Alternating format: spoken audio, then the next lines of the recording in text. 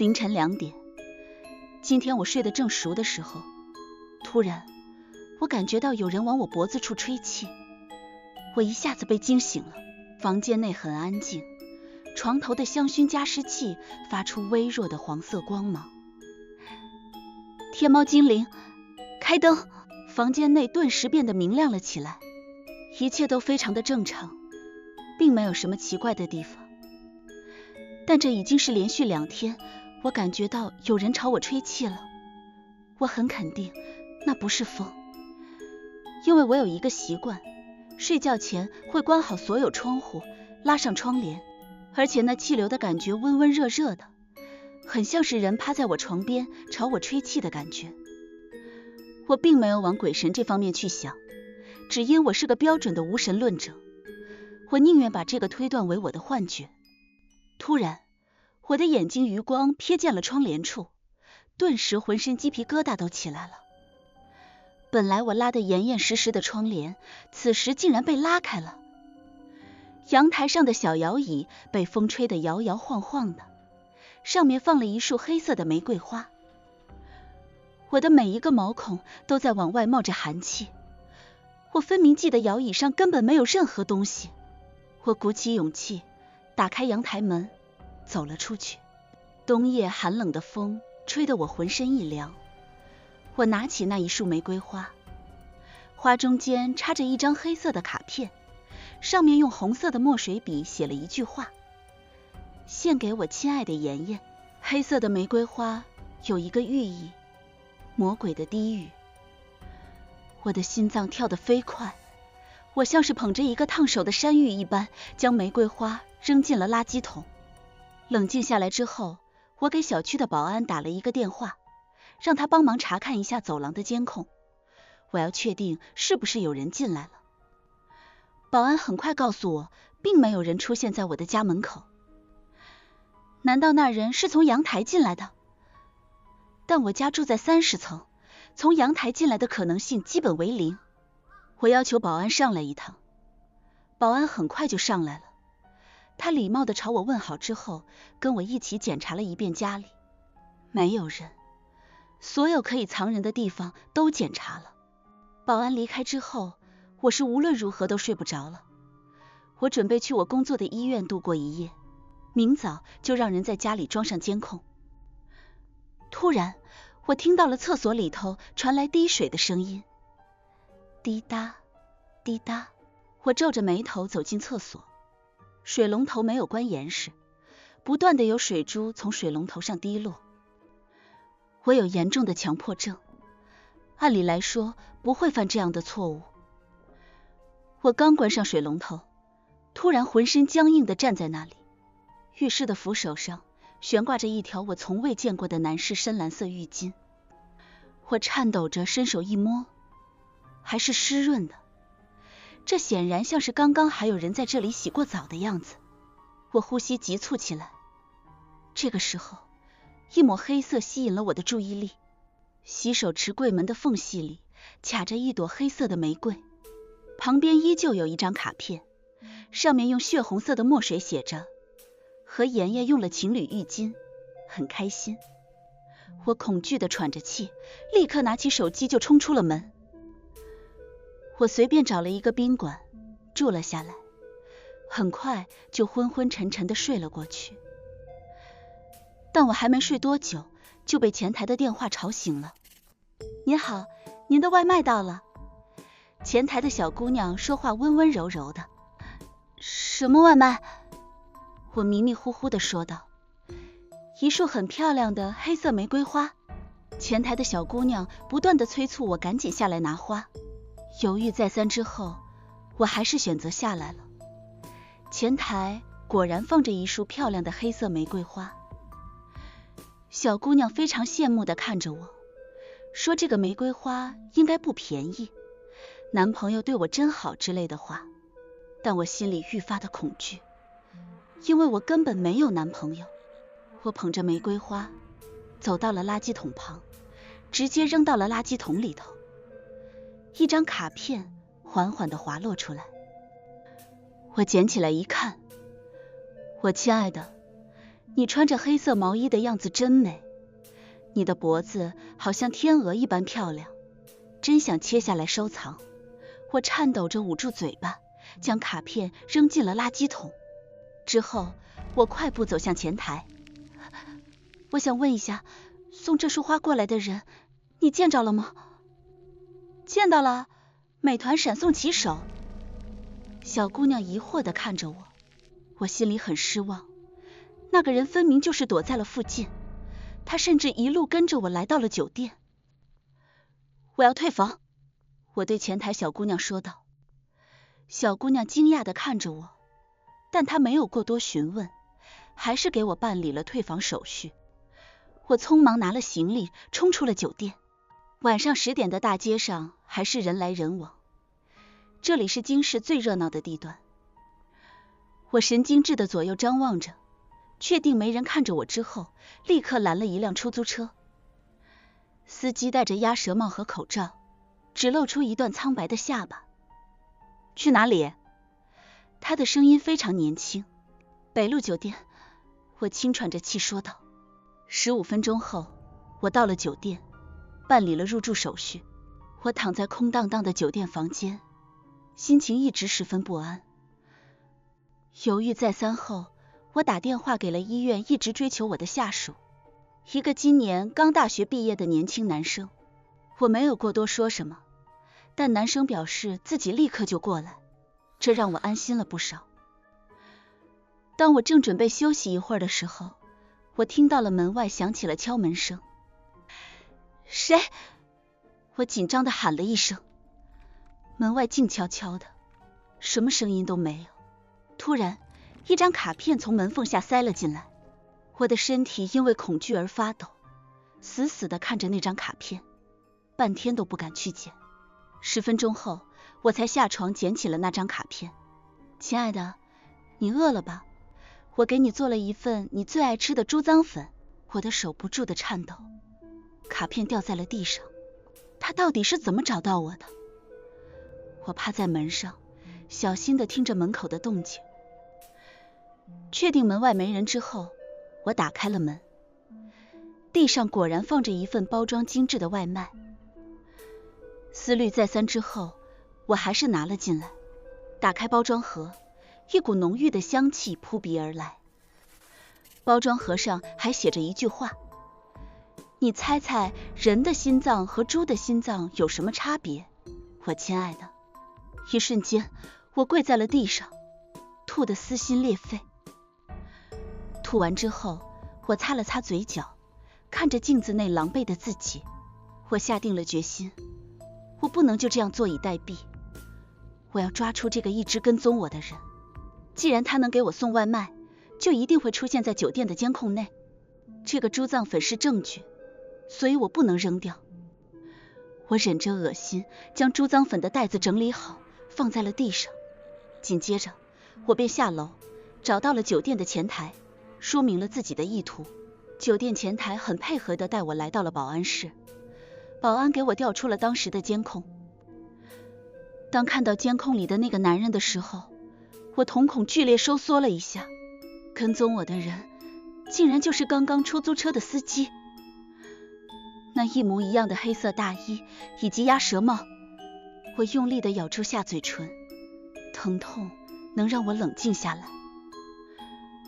我拨打了报警电话，和警察详细地说明了我这2天的遭遇。电话里的警察是一名年轻女警察，她非常同情我的遭遇，并问我记下了车牌号码没有。好在我这人记性向来不错，我立刻把车牌号报给了警察。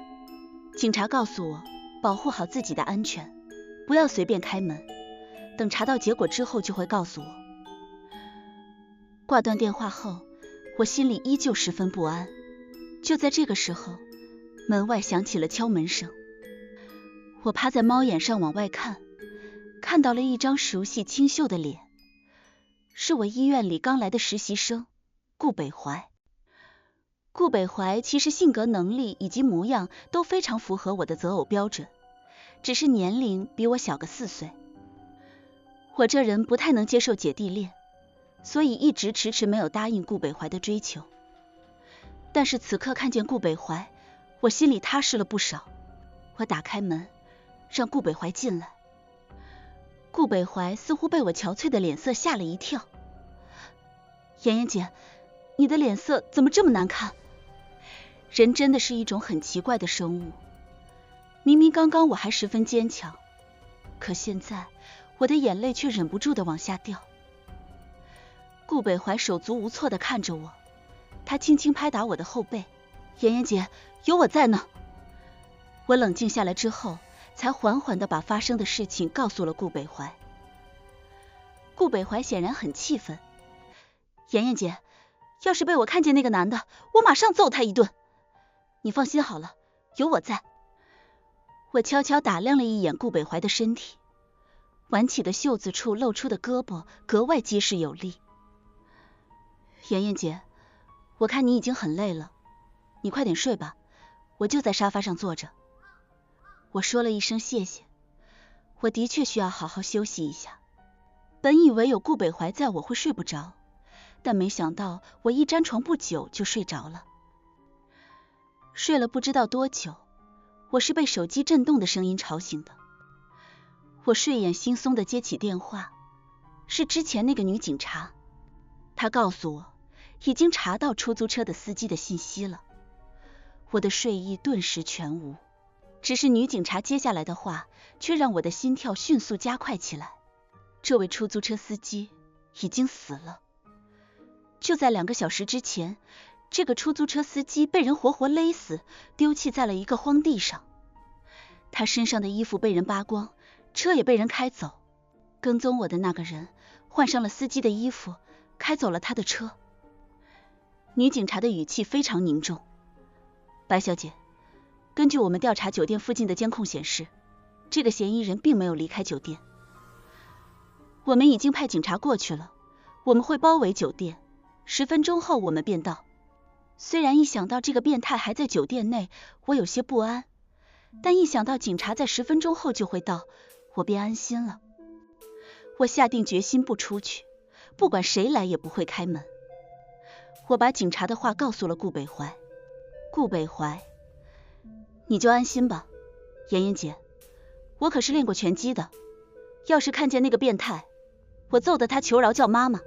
我被顾北怀的话逗笑了，但转念一想，这个人似乎对我很了解，连我爱吃猪脏粉的事情都知道。我身边几乎没有异性朋友，唯一一个是最近在网上认识的男作者。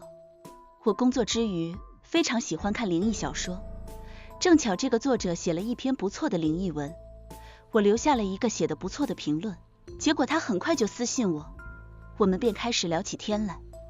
神奇的是，我们在很多方面上喜好非常相似，因此那段时间我经常和他在社交软件上聊天。但是最近我们已经很久没有聊过了，难道会是他？我把网友的事情告诉了顾北怀。顾北怀狭长的双眼看着我，突然情绪十分低落，他修长的手指蜷了一下。妍妍姐，你宁愿跟男网友聊天，都不愿意下班找我聊聊吗？我尴尬的笑了笑。顾北怀经常会在下班时间找我聊天，但我为了避免医院同事的闲言碎语，一般选择视而不见。我开玩笑的。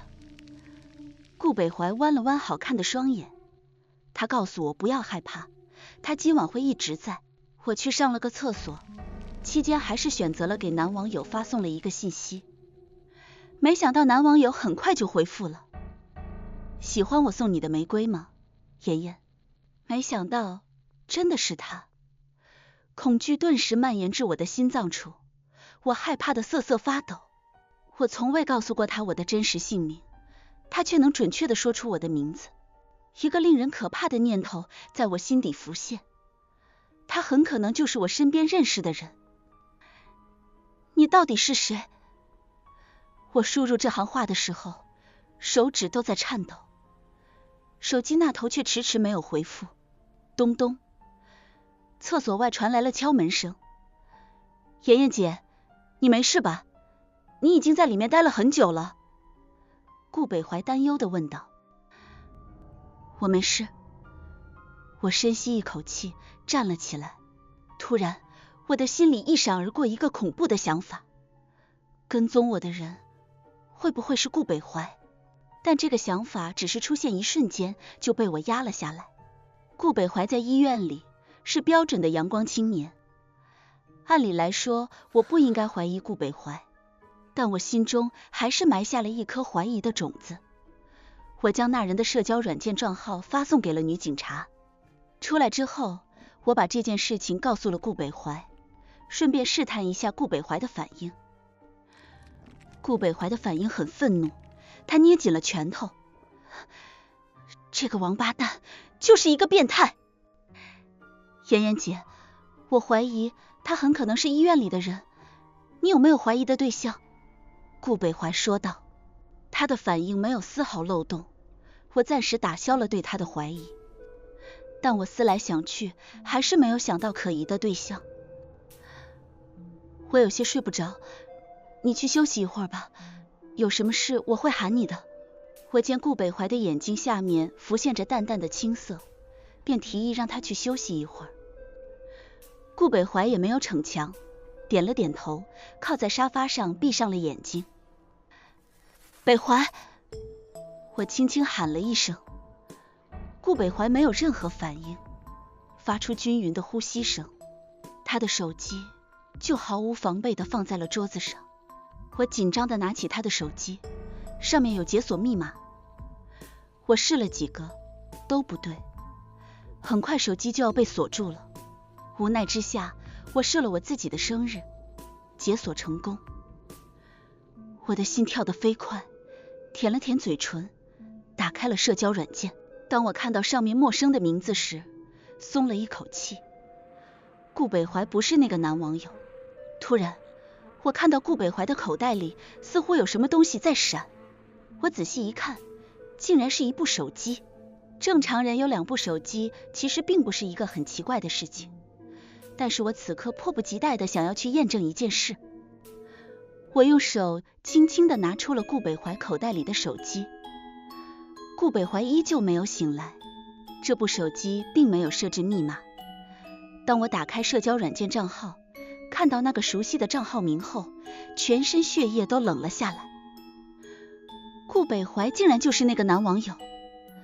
此刻我觉得顾北怀熟睡的脸是那么的瘆人，一想到他装作无辜的样子，我心里就一阵阵的恶心。之前坐车的时候，我全程没有听见出租车司机的声音，原来那就是顾北怀伪装的司机。他跟着我来到了酒店，然后又换了一身衣服，装作什么都不知道的样子出现在我面前。顾北怀并没有醒。我迅速走到门口，那一瞬间我心跳得很厉害。我快速地转动门把手，跑了出去，直到安全地跑进电梯，我的心跳才平复了一点。我粗喘着气，一边按下了1楼，一边立刻打电话报警。女警察告诉我，警察已经在楼下了。果然，我听到了警笛的声音，我长长地松了一口气。此时，电梯突然停在了4楼，电梯门开了，走廊上很安静，空荡荡的没有人。酒店独有的暖黄色灯光照在光洁的地板上，却让我的身体冷到了极致。我看到4楼的电梯口放着一个漂亮的外卖包装盒，里面放着4根人类的手指，手指关节粗大，像是男人的手指。手指被切得整整齐齐地摆放在外卖盒里，上面盖着一张卡片。我颤抖着捡起了卡片。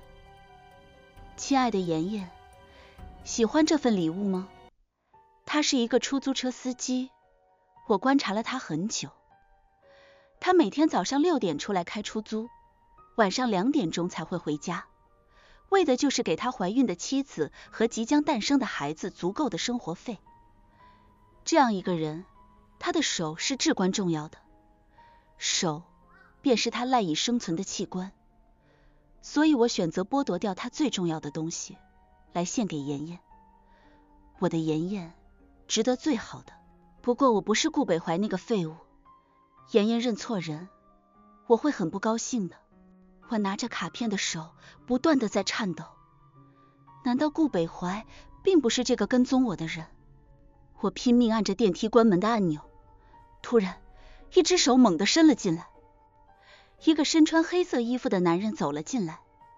看到那身衣服的时候，我瞳孔剧烈收缩了一下。这是出租车司机的衣服。男人摘下了鸭舌帽，露出了那张憨厚的脸。这张脸我非常熟悉，正是小区的保安。他对我露出一个诡异的笑容。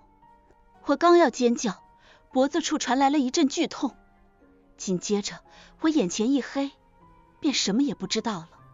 我睁开双眼，发现我竟然就在自己家中，不过我的手脚都被绳子绑得严严实实。我恐惧地抬头，小区的保安蹲在我的面前，那张憨厚的脸上却浮现出古怪的笑意。妍妍，还记得我吗？他眼神十分复杂地看着我。你到底是谁？我喘息急促地问道。他笑了一声，然后挽起了袖子。他的手臂上有一个我非常熟悉的胎记。我猛地睁大眼睛。你是李东！他的面容狰狞了起来，一把掐住了我的脖子。白燕，你这个水性杨花的女人，我们才分开1年，你就勾搭上了新的男人，怎么，他比我厉害是不？就那种小白脸，可以满足你吗？怎么样，很意外对吧？我进行了全身整容，目的就是为了接近你，你为什么要对我做这种事情？我恨你，我恨你！李东双眼布满猩红的血丝，掐住我脖子的力道也越来越大，我脸涨得通红，感觉肺快要爆炸。就在我以为快要死的那一刻，警察破门而入。不许动！数名警察举起枪，对准了李东。妍妍，我听到了顾北怀的声音，撕心裂肺。最终，李东还是松开了我。警察冲上前，将李东压倒在地上，铐上了手铐。惊魂未定的我被拥入了一个温暖的怀抱。顾北怀非常用力地抱着我。妍妍，没事了，没事了！我的眼泪汹涌而出。最终，我和顾北怀都来到了警局，配合警方调查。警察局内，警察给我播放了一段视频。原来这2天，李东一直利用保安的身份蹲守在我家门口的安全通道内。当我输入密码的时候，李东的脸就从黑暗中悄悄探了出来，而我一无所知。等我熟睡的时候，李东熟练地输入密码，钻进我的家中。白女士，李东是你的前男友，对吗？警察沉声问道。我捏紧了手指，随后长出一口气，缓缓说道：他是我的前男友，准确来说是我的初恋。3年前我们在一起了1年，便分手了。你们分手的理由是什么？我浑身颤抖起来，那些恐怖可怕的记忆涌入我的心头。我是一名心理医生，李东是我的一位患者。我最大的错误就是不该和自己的患者谈恋爱。我本以为我能治好李东的病，但没想到他只是很好的将自己的偏执隐藏了起来。等时间一长，我就开始发现不对劲了。李东的病越来越严重，他开始限制我的自由，甚至不让我和任何异性说话，哪怕是工作上的同事关于工作的询问，我都会遭到李东的一顿毒打。久而久之，我实在受不了了。李东的偏执和控制欲实在是太重，我根本没法治好他。我没有提出分手，而是趁着李东熟睡的时候，直接搬到了另外一个城市，开了一家心理医院，开始自己新的生活。但我没想到，李东还是以这种方式找到了我。警察听完我的话，对我投来同情的眼神。他告诉我，我可以走了。出租车司机是李东杀死的，但猪脏粉里面并不是人类的心脏，只是普通的猪脏粉而已。警察给我播放了2段监控视频。第一段视频里，顾北怀出现在电梯内，但电梯到了4楼的时候，李东便跟了进来。当时电梯内的人较多，李东将手机塞在了顾北怀的口袋里，顾北怀并未察觉。第2段监控视频里，李东换上了保洁的衣服，把我塞进了垃圾桶里。酒店有个专门的送货通道，警察还没来得及到那里的时候，李东就把我运走了。我告诉警察，我想再见李东一面。我的这个合情合理的要求被允许了。警察带我来到了李东的面前，他神经质地抠着自己的手臂，手臂已经被他抓得出现了血痕。李东，我心情复杂地喊出了他的名字。李东抬头看我，他的眼里慢慢溢出恐惧，他想要扑到我面前，但是手铐束缚了他的行动。警察控制了他。李东，你想干什么？李东流出了眼泪，他颤抖着伸手指向我。我变成今天这样，都是因为这个女人，你们去查查她啊！李东，你对白岩造成的伤害还不够吗？警察厉声呵斥。我无助地颤抖着，我想和李东说一句话。我流着眼泪说道，毕竟他变成现在这个样子，我也有责任。我的要求被允许了。我走到李东旁边，看到他眼里对我露出的既复杂又抗拒的眼神。我轻轻附在他的耳边，用只有我们2人可以听到的声音说道，李东，如果有警察询问你我的事情，你只需要对他们回答一句，你很爱我。李东疯狂地颤抖了起来，他想要站起来，他的眼神像是要撕碎我。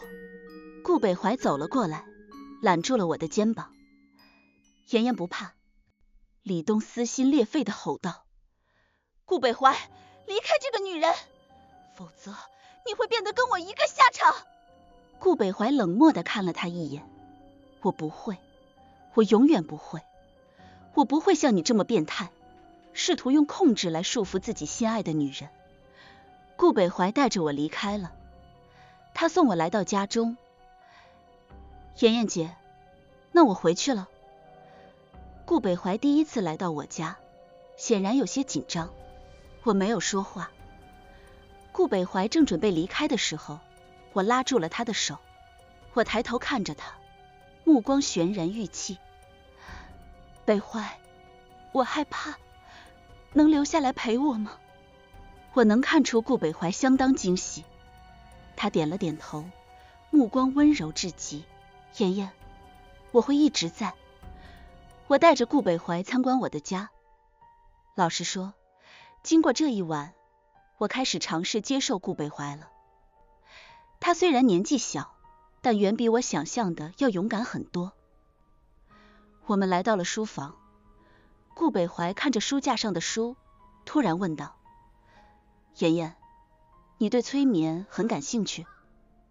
我笑了笑，挑起耳边的一缕发丝。我们都是心理医生呀，有时候适当的催眠能更好的帮助病人。顾北怀也跟着笑了。妍妍姐，我还有很多要跟你学习的地方。书房里，一束黑色玫瑰悄然待放，上面放着一张卡片。